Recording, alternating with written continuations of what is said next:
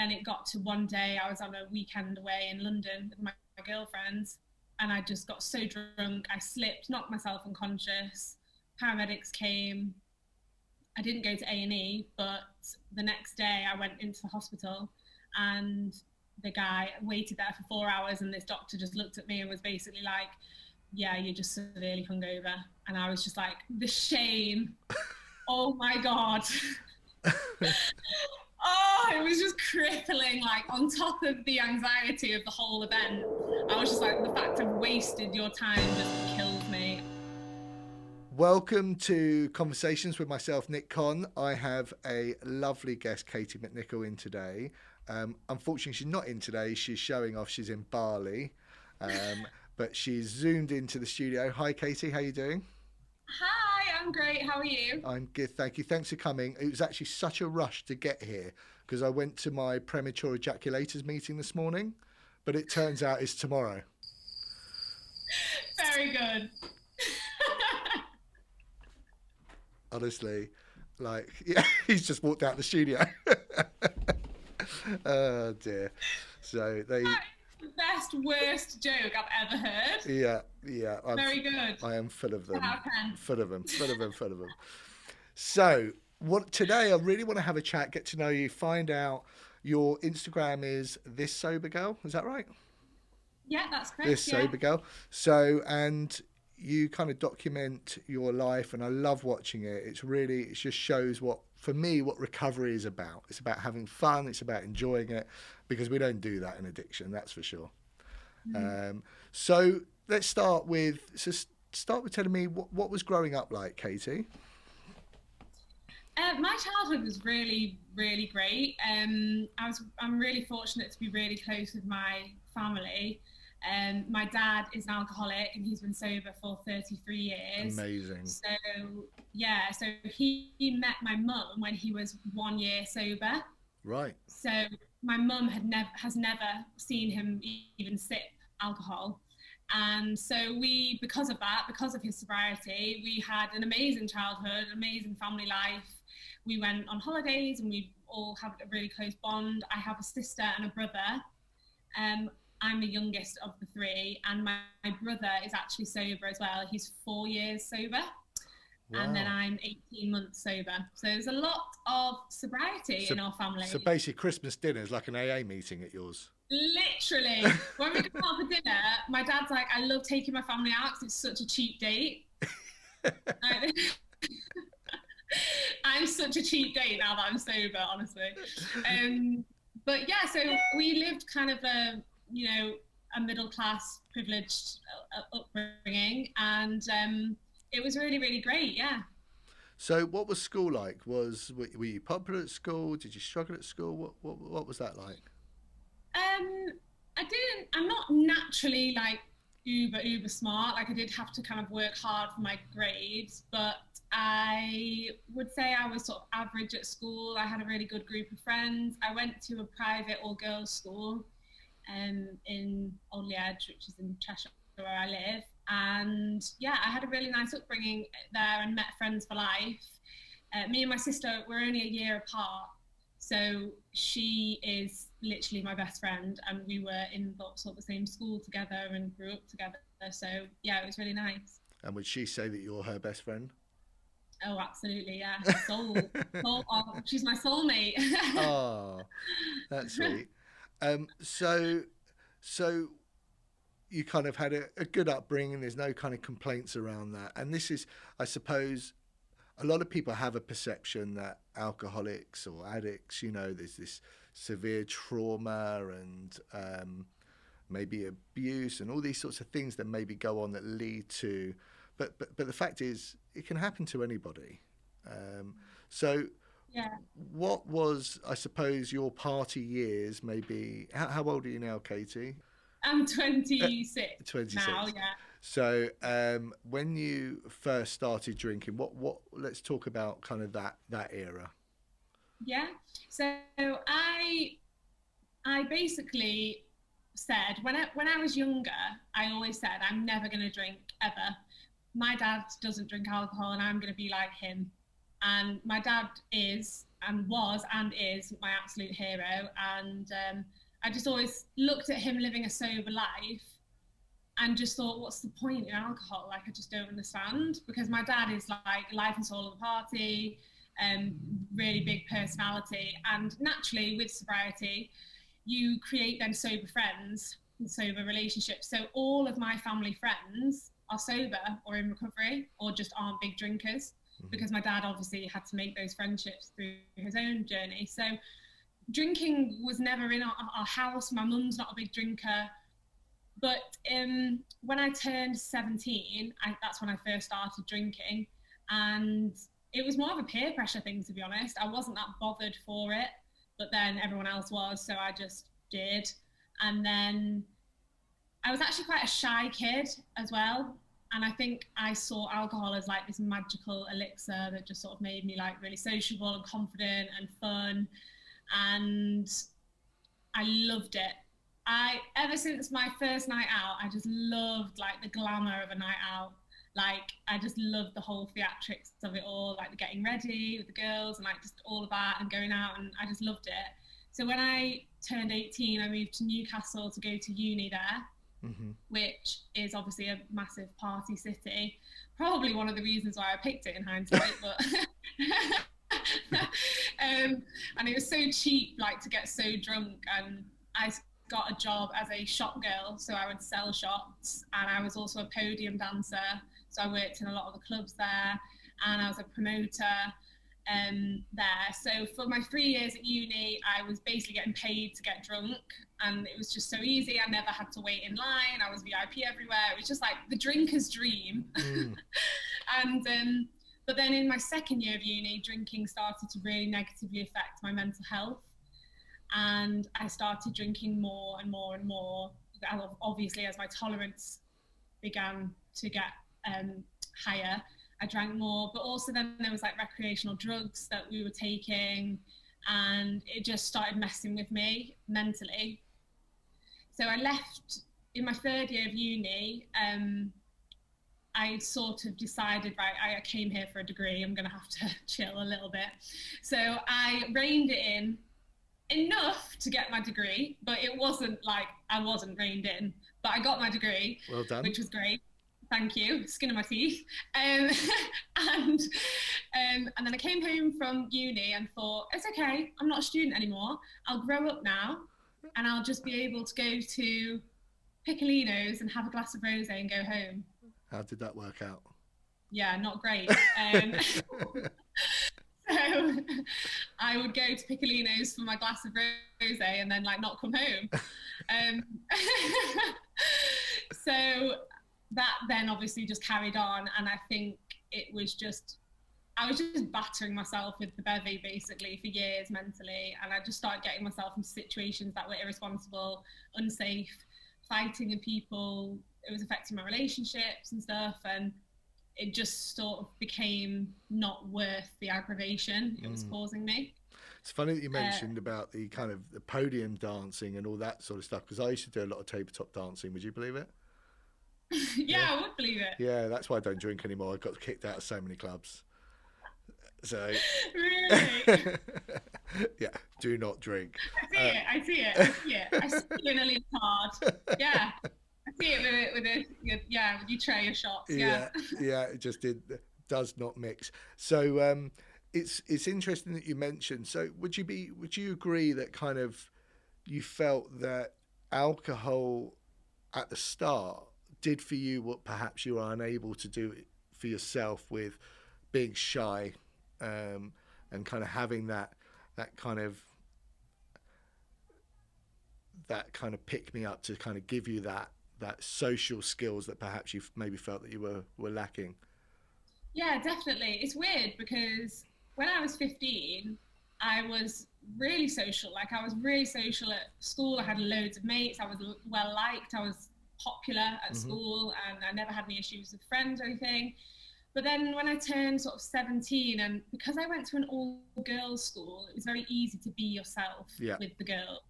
And when we turned 17 and we went to college, I went to a mixed college, and it was like the boys element was brought into my life for basically the first time, and I was very shy around boys. Yeah. And so alcohol helped me talk to boys, and then I thought, oh right, great, this is fine. And then it was sort of from there, it made me more confident and made me all these things that I thought I wasn't. But actually, what's interesting is when I carried on drinking and my drinking got worse, it actually made me the opposite. Like, I'm a really confident person now, and I'm quite like confident in myself, and I can talk to anyone. But alcohol was taking that away from me. It was making me really shy and anxious and not sure of myself. So Identify. what I thought was fixing was making it worse. I went to a all boys school. Right. So I never actually really looked at that part of it, to be honest with you. All boys aspect of it, I suppose. Yeah, absolutely. I didn't really pick up on that one until you've just mentioned it, because you do, when you have that integration with the opposite sex, you're lacking those skills in that area, I suppose. Yeah. Yeah, absolutely. Yeah. And then when I got to uni and it was just boys everywhere, I just thought, well, I can't, like, you just put two and two together, don't you? You just think, well, the alcohol makes me like fun and free and sexy and confident. But then, like I say, it all just went the opposite way. As I got in, as I got to sort of age 23, it's like I couldn't, the thought of a night out just made me so anxious. So I would obviously then drink more, which would then cause me more issues. Interesting. So, at what point do you feel that you first identified that there was an issue developing here? I was 20 when I knew there was something wrong, but I didn't really act on it because I was terrified because I was 20 and I was just like, I'm far too young to stop drinking. But I was just so, like, obviously my mental health, but also my decision making when I was drunk. And it was just, there was a lot of stuff going on, consequences of my drinking. So I first tried to do a sober October dry Jan type thing when I was 20, when I was 20, and I couldn't do it. Right. And it was the first time that I ever realized, oh my God, like I actually can't not drink. Like, because it was so normalized at university, like you drink 5 nights a week's normal. Yeah. But to actually give it up, and I remember getting really frustrated at myself, like, Katie, like, how weak-willed are you? Like, because I'm a really determined person. Like, if I say I'm going to do something, I am going to do it. Like, I'm just going to do it. So for me, it was really like, oh my God, this is not my personality. Like, why can't I just do it? And that sort of was then planting the seed in my mind that I did have no control over it. I was powerless over it. But then I kept drinking till I was 23. And when I turned 23, it was just like, you know, the spiel. It was just like disaster after disaster. And it was just, every weekend was a different nightmare. And I basically decided one day that I just had to give it up. And I remember crying in the bathroom at my house to my dad, because I just remember so clearly saying to him, I have no control over my life. I just feel completely out of control with myself. And my dad was like, well, there's always sobriety there for you as an option. Like, he was never ever pushy, obviously you can't be, and he knows the score. But he just sort of suggested it to me and said, look, like, the pubs are going to be there. They're never going to shut. They are never, ever going to shut. So if you don't like it or whatever, you can always go back to the pub. But why don't you just give it a try? So I did for 3 months, and I was 23. And I absolutely loved it. It literally changed my life. But I couldn't imagine being 23 and being sober forever. So I went back and I drank for another 10 months. And I think, honestly, in that 10 months, I tried to stop 10 times, but I just couldn't get a grip of it. I just couldn't stop. And it was exhausting and heartbreaking and frustrating and all these things. And then it got to one day, I was on a weekend away in London with my girlfriends, and I just got so drunk, I slipped, knocked myself unconscious. Paramedics came, I didn't go to A&E, but the next day I went into the hospital, and the guy waited there for 4 hours, and this doctor just looked at me and was basically like, yeah, you're just severely hungover. And I was just like, the shame. Oh my God. Oh, it was just crippling, like on top of the anxiety of the whole event. I was just like, the fact I've wasted your time just kills me. Oh no. And then actually I was flying the next day, which is the only reason, to be honest, why I went to A&E, because I thought if I've got a head injury, I'm not going to be able to fly. And I was flying to Ethiopia to do 3 months charity work. And I'd spent the whole year raising money to go. And I thought, oh my God, if this guy tells me you can't fly tomorrow because you've got a head injury, you've just completely ruined that once in a lifetime opportunity because you were pissed.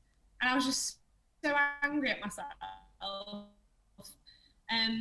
But anyway, he just told me to take some paracetamol and get it. First person in history, guys, to go to A&E with a hangover. That's brilliant. I know, yeah. Not wise, not wise. Oh, no. I was mortified, Nick, honestly, mortified. But then the next day, you know, I drank. And I was just like, oh, I just drank. And then the next night I drank. And I just thought, what the? And it was actually 2 nights after the A&E trip that I thought, I'm out, I'm done. And that was my last drink.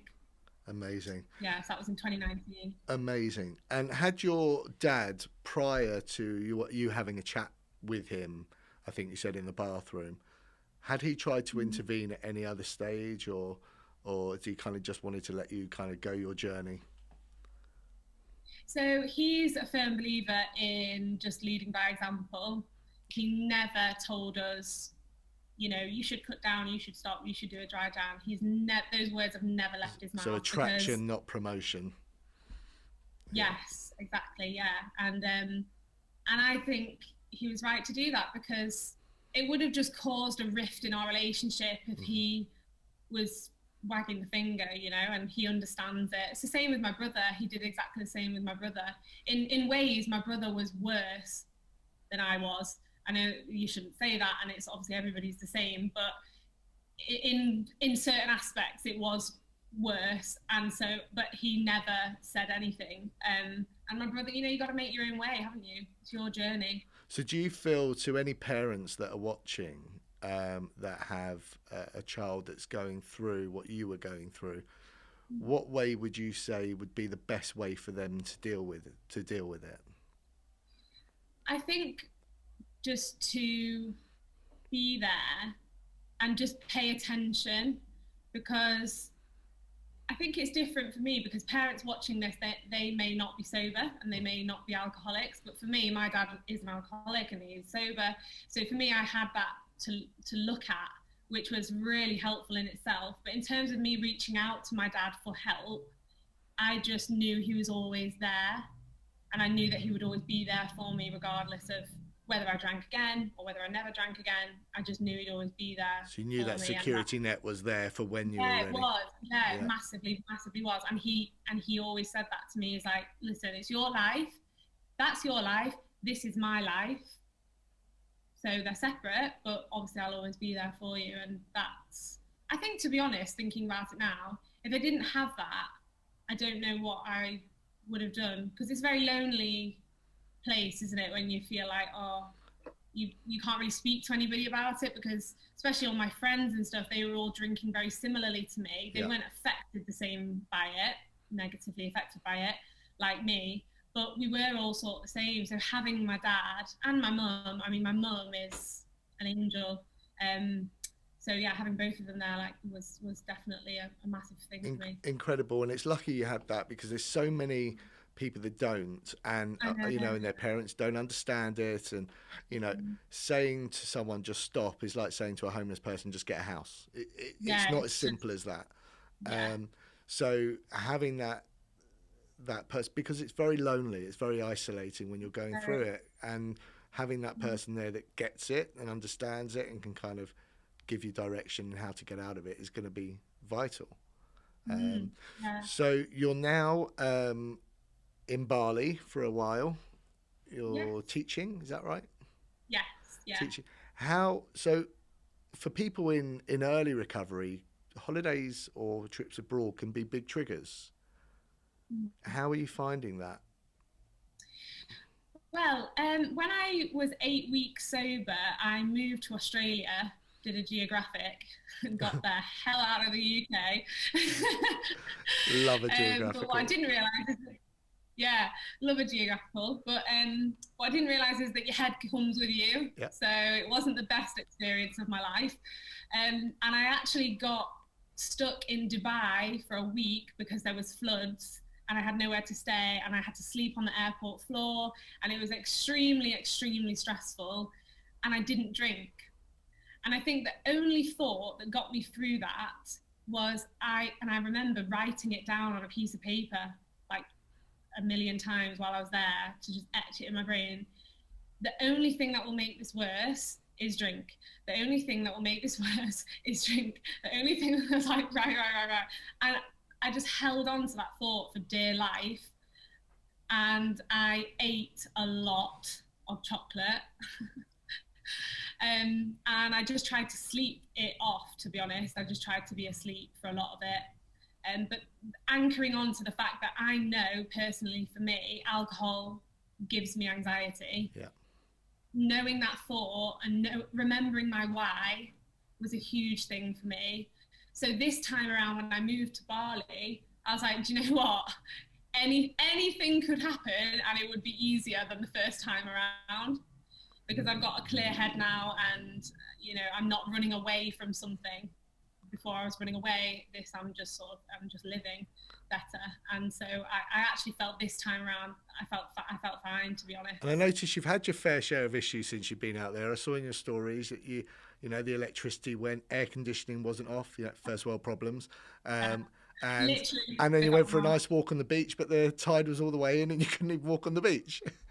So. But you know what's funny? Like, in sobriety, yeah, you're like, if I was drinking, I'd be like all like worked up about it, like why me, why? And it's like in sobriety, you just have this like, oh well, sort of, it's just life, isn't it? It's just like, oh well, you're like whatever, worse things are happening. It just gives you a lot of perspective. Absolutely, and I found in recovery that my worst day in recovery is much better than my best day in addiction. Amen. Yeah. You know, it really is. So there's two questions that I'm really interested to hear the answer to. So one is, you mentioned that a big part of your early days in drinking was, correct me if I'm wrong, kind of low self-esteem, that kind of social aspect, the confidence. So one question I'm interested in is what have you done now to change that? How is that? What's kind of changed there? So there's no drink. You're not left with this low self-esteem, these confidence issues. What have you done to kind of get to that stage? And the second question is, to anyone that's kind of watching now that is where you were, what would you suggest they could do to make that shift? I always ask every guest this, and I love hearing all different responses. Yeah, I think it's interesting because I was a shy child and then I sort of started drinking, became really confident. And then in that like period of confident time, when it was sort of moving into the not confident time, it was weird because everyone I knew still thought I was confident, even though I didn't feel it. I almost put on this facade. Like more front than south end. Yeah, but I didn't realise that I was putting it on. I didn't realise that was because of the drink or whatever. I started to believe that was my personality. So it's only when I stopped drinking and I would like get nervous before going out. I'm like, whoa, what is this feeling? Because obviously you've taken away the sheet, if you like. But I think I try to anchor myself in a way that in sobriety you feel everything. So any awkward silence or any any silence, it's not even an awkward silence, it's just silence, feels a bit but I always think, well, that person's drinking, that person sat in front of me right now is drinking. They've not felt that, they don't see that, they're not as aware as you are, so just chill. Like, it's only a big deal in your head, and no one else actually cares. that my dad told me that once. He went, "Do you seriously think anyone cares about you like that?" And I was like, yeah. "Oh, how dare you!" And then, Do you know who the hell I think I am? Yeah. no, but I was like, but that's actually been the best piece of advice for me, because I do think like no one thinks about you as much as you think about you. Yeah. And that really has helped me a lot, especially with the confidence thing, like, and also remembering that everyone's got their own stuff going on. Don't compare. And in this Instagram world where everything is comparable, and I do it myself, even though I'm really active on Instagram, and I really enjoy it, and I think it's a really positive platform if you create it in that way. But even I sometimes find myself online like, oh, like, and I find myself as well, I think a good piece of advice is to check yourself, check your FOMO, because I'll be online and I'll be like, oh, they're doing shots of Jaeger. Oh, and I'm like, wait, what? I would literally rather like chop my arm off than do that. Like, why? I'm not actually jealous, Yeah. but it's like fixed. It's like you're so hardwired to believe that that's what is fun. Yeah. So if you just check yourself regularly, self-awareness is a massive thing for me, and I work on that through journaling. I journal every single night without fail. Amazing. And a lot of people message me and they're like, but what do you write? What do you say? And I'm like, I literally write, today and then it just goes blah, blah, blah, blah, blah, and it's like how you feel or what you did or who said what to you, and it's just reflective journaling is it's a really quick and effective way of learning how to be self-aware. And then I think with the self-awareness, you can learn then to check in with yourself, which helps me a lot. Which is all obviously around kind of an AA model of inventory taking, you know, and just in a slightly different way, but it's effectively doing the same thing. Because I think if we keep an eye on the first telltale sign for a relapse happens before you pick up a drink. And if you're not checking in on your behaviours, the drink comes before you know it. So many people say, I don't even know why I relapsed, because you weren't monitoring your behaviours. You weren't doing inventory. You weren't keeping an eye on it. So by doing that journalism, journaling, like you said, absolutely vital. I think it's an amazing bit of advice you've just given. Oh, good. I hope it helps. Really good bit of advice. So then the second question, which was the last one, is what advice would you give to someone to make that transition, that shift from where you were at to kind of finding recovery or making changes? What would you say? I think that if somebody's stuck in their drinking and they want to get out, the best thing is to not worry about the future, because I was 24 when I stopped drinking. Well, I was 23 when I very first tried properly to stop. And the thing that took me back to the drink was the thought of forever, which is, the thought of forever is obviously terrifying for anyone, no matter if you were 24 or 64 stopping. But it's a ridiculous notion, because nothing lasts forever, and you should just one day at a time, take it one day at a time. Because I used to think, oh my gosh, but it's my friend's birthday in 6 months' time, or it's my birthday in next week or whatever. But actually by then you will have X amount of time of sobriety under your belt, and you'll feel you won't even want to drink, because you will be reaping the benefits of this sober lifestyle, and you'll be like, I'm not even bothered, I don't want to. So don't let the thought of something that's not even happened yet stop you from changing your life. I so identify with that, because when our heads, we love to project, right? And when I first came into recovery, I thought, well, what the hell am I going to do about my stag do? Yeah, literally. I didn't even have a bloody girlfriend at the time. Why I was worrying about that, I have no idea. But this is where our heads go. Yes, I relate that. Yeah.